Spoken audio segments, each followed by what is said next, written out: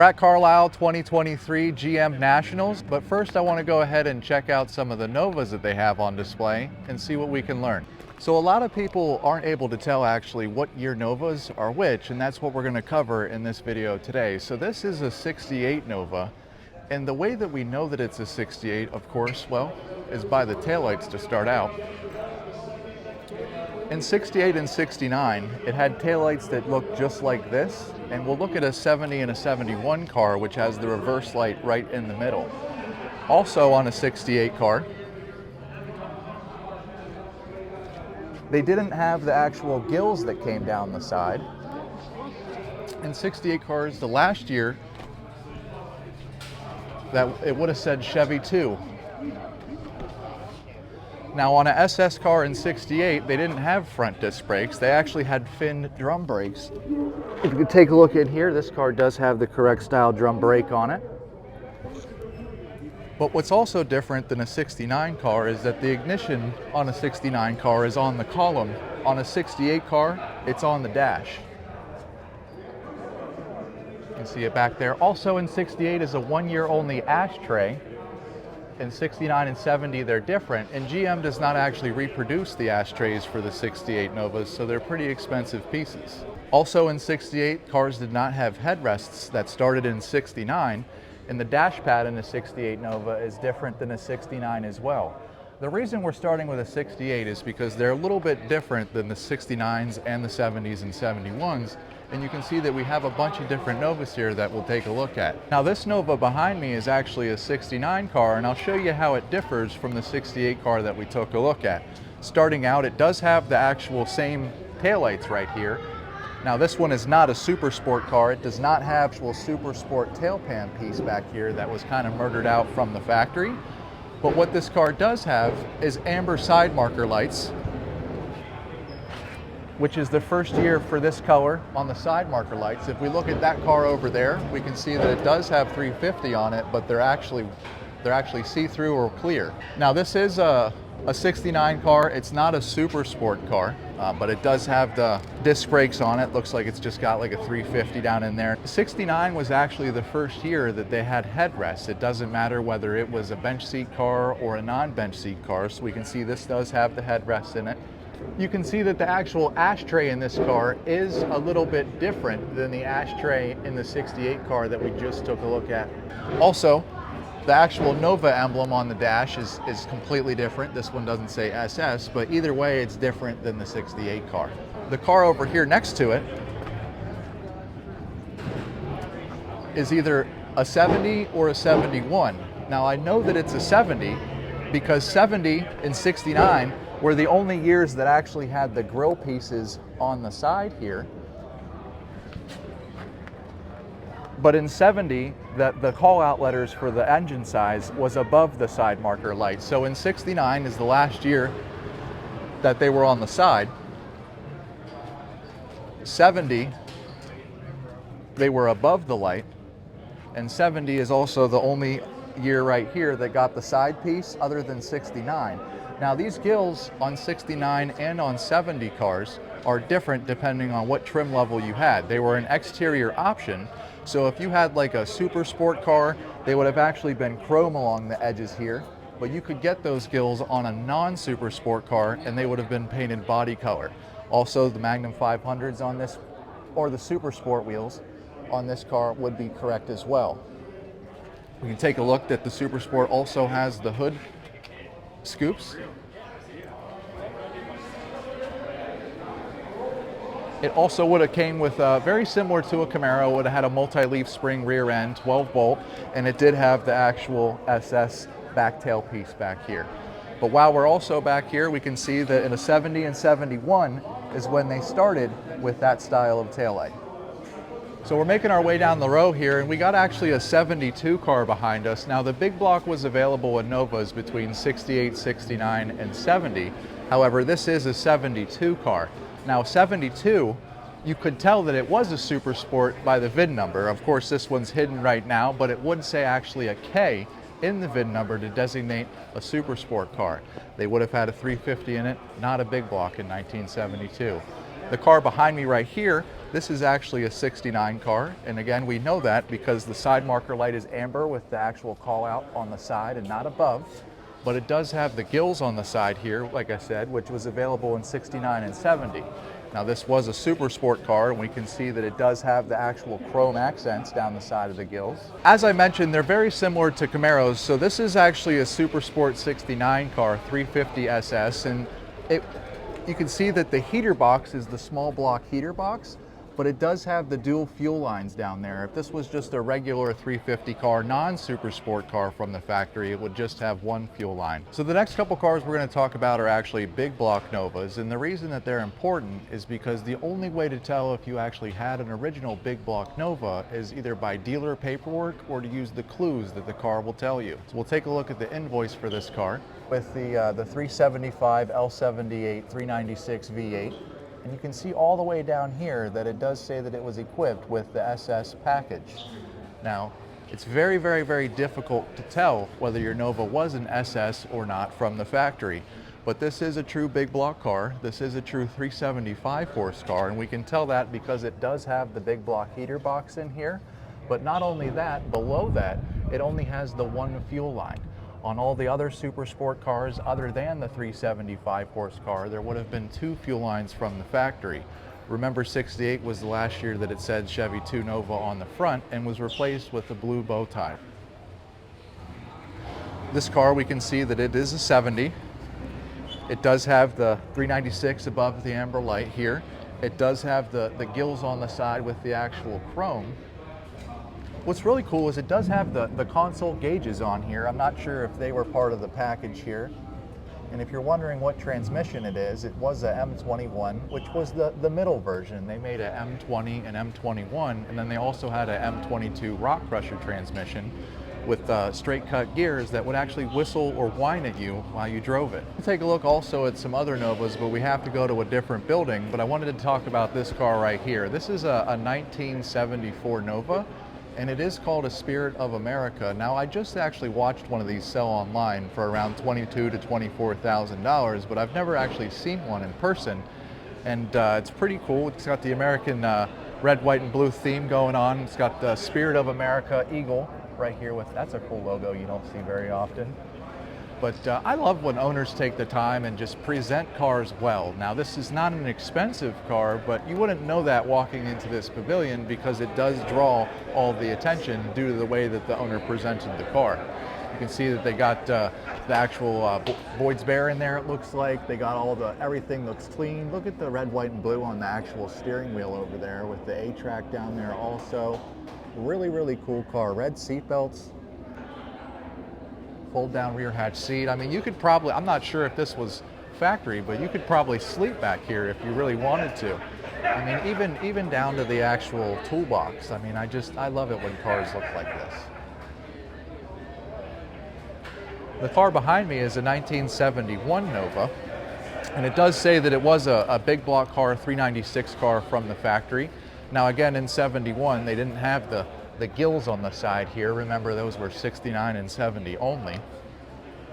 But what I wanted to show you on this car is actually the rear end. It's a little bit higher. It has ladder bars on it.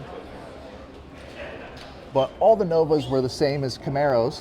And you can see that this car does have a 12-bolt rear end. It also does have the multi-leaf springs. And these cars would have also had dual exhaust from the factory. Now, I can't really show you the bracket underneath there, but all Nova SS's had a bracket to actually mount the dual exhaust on both sides. So actually, these cars are pretty cool. This is probably one of the nicest Resto Mod 67 Novas that I've seen. I mean, it's got everything on the engine bay inside here has actually kind of been reworked, although it doesn't look like it. This car is an actual SS car from the factory, and what's cool is it does have the highest engine available, meaning that it has the 327 with the 350 horse, and did come from the factory with the dual snorkel chrome air cleaner. Now, I actually personally just like this car a lot better than a lot of other cars here because it just presents well. Everything's new, the glass, the seats, the paint, everything, and you can just tell it's got Wilwood disc brakes on it. It's been very, very, very well done. This car right here is actually really cool. I'll show you. This is actually one of the 50 Fred Gibb Copo cars. If you're not familiar with what an actual Copo car is, a Copo stands for Central Office Production Order. Let's say that if your town wants to order like police cars with a big motor in it, that's what the Copo production platform was used for. So Fred Gibb actually used that same platform to put the biggest sized motor down in these Nova cars. This was a L78 396 375 horsepower car, which was not available on any brochures literature from the factory. The inside of this car, you can see, it does have the original smog equipment on it. 375 horse, does have the single fuel line down there. It's got the big block heater box on it. This is one of the 50 cars that Fred Gibb ordered. Very, very, very rare, very, very, very expensive car. They were just plain Jane cars. You can see that they got the dog dish hubcaps. No SS Gregors or anything like that for this, but also you can see Fred Gibb's shirt right here. So this is the Solid Lifter showroom, and they have all basically like the heavy hitter cars in here, and this first car is gonna be a 396 big block RS Camaro. All of these cars, big block cars, came with blacked out tail pans, and this one is actually done correct from the factory. A lot of people restore their cars and make it so it's like follows the body panel line, but from the factory they were cut off at a 45-degree angle like that. Really cool Hugger orange big block car.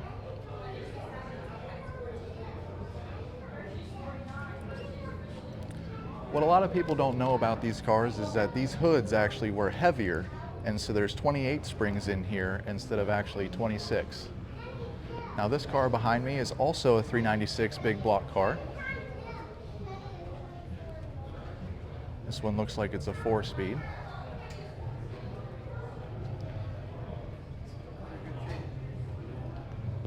But what's cool about these two cars is this one is a 325 horsepower car, 396, and it has 2 fuel lines down here.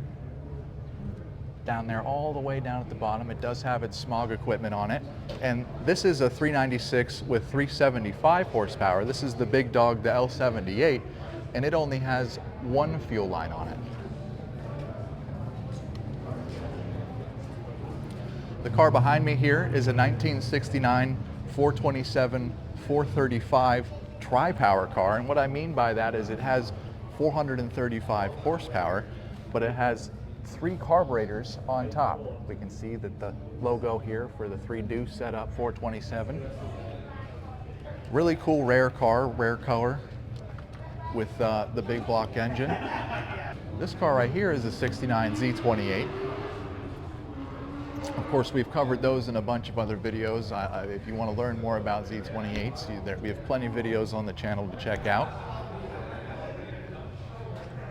But all of the cars in here are just extremely well restored.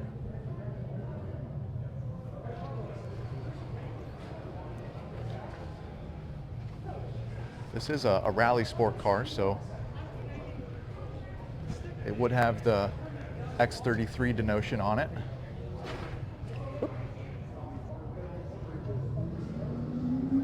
You can't see it on camera, but it does say X33 there.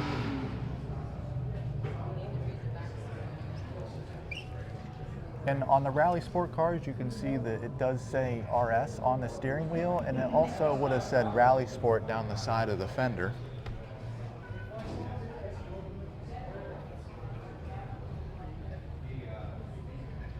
But we can take a look at underneath of one of these cars.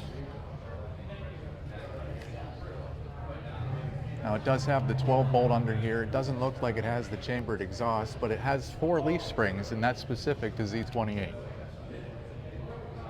Also has the big bumper guards back here.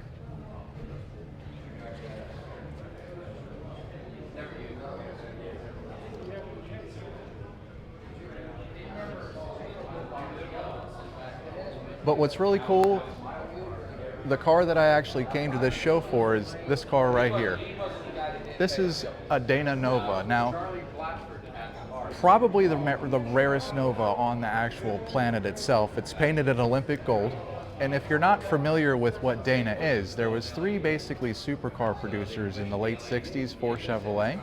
Now there was Dana over in Los Angeles, there was Nicky, which was in the Midwest in Chicago, and then there's a Yenko sitting over there, which does the East Coast over in Canonsburg, PA.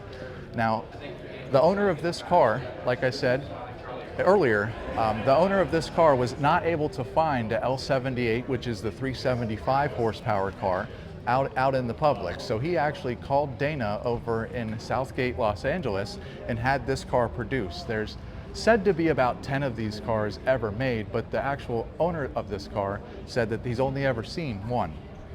It is Olympic gold with the black top, and what's really cool about this car is it did come from the factory or from Dana with the actual black rims. Usually they were body colored. What's really unique about this vehicle also is that it is a bench seat and it's on the column. But you guys let me know in the comments below, is this the rarest Nova to ever exist?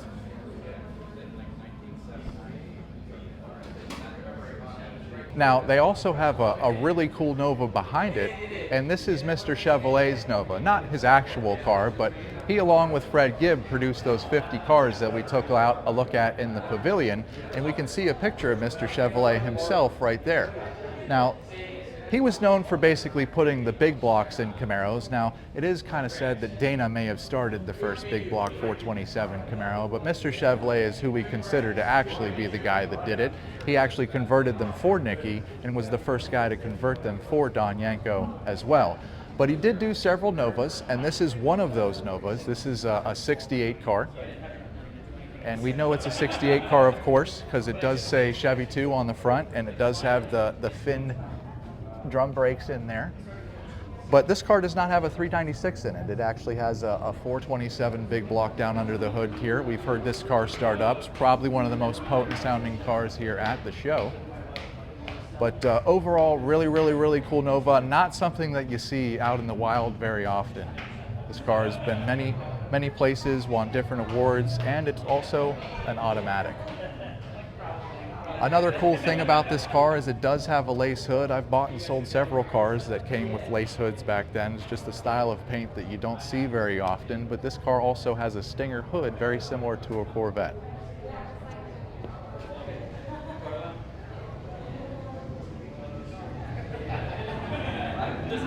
Last weekend we took a look at a Z10, and now that was a 350 car, but this is actually a 396 car. Remember, they made less than 300 Z10s in 1969, but only less than 200 are known to exist. What's really cool is that this car is not actually yet restored, and we get to see it as it's being restored. Now, these cars would have came from the factory with front spoilers, so we can see that it does have the actual hole here. I'm not sure if it would have had a flat spot on there, I believe, from the factory. We'll have to talk to someone about that. But overall, this car is very nicely done. It does have the black vinyl top. It's very difficult to see up in the air, but really nicely restored car. The last car we're going to take a look at is the Yenko. Of course, this is a 69 Camaro Yenko, and it does have SYC on the actual headrest, which stood for Yenko Super Car. Now, in '69, Yenko didn't actually put the 427s down inside here. He actually ordered these cars as Copo production cars, so they came with the big blocks already installed. But they made about 206 of these cars. This one's in Fathom Green.